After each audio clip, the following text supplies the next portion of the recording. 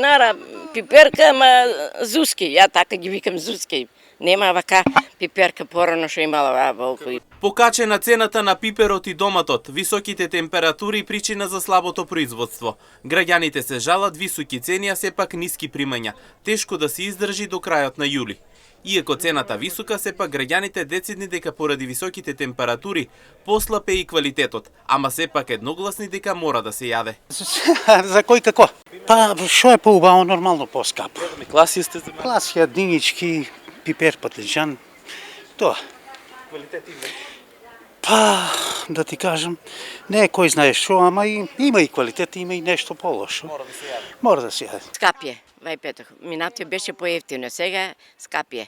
Минатиот месец беа пиперките, патлиџаните по 6 динара, сега по 80 динара и качија. Цените и па и качија. Ние се купиме пиперки, патлиџани, одеме и купуваме ги тие скапаните, тем ефтините по 6 динара.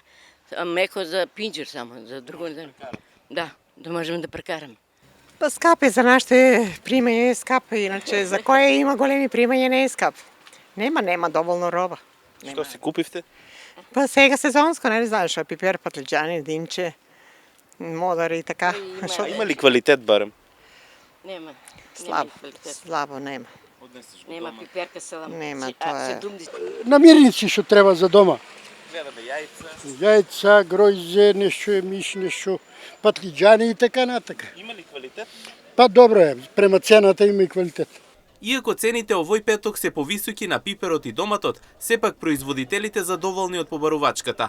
Велат високите температури и кај нив причина за високите цени. Па јас сум благодарен од себе, имаше многу раздвиженост, што значи сите дојде поладно малку да избегат жестината, углавном многу имаше луѓе. Задоволни ли сте од побарувачката? Сега да. Задоволен и доста пазарџи имаше. Па да видиме сега натака како се развива. Цените овој петок? Исти си како претходниот петок, само пиперо малку качи, другото не е качено ништо. А пиперо се качи малку. Пиперо се качи, нема пипер, паѓа цвето, многу топлина има и за тоа. Поради жешкото, од жешкото само работа. Само пипер?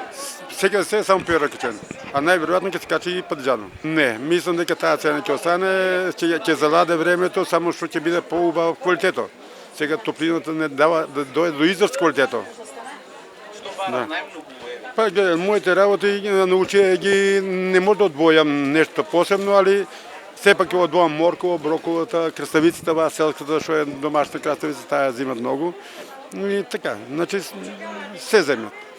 Солидно, да. Инаку овој петок цената на лубеницата беше најниска досега и истата изнесуваше 10 денари за килограм. Се продаваше и класија по цена од 100 денари за 3 парчиња, а овој петок се бараше и краставицата.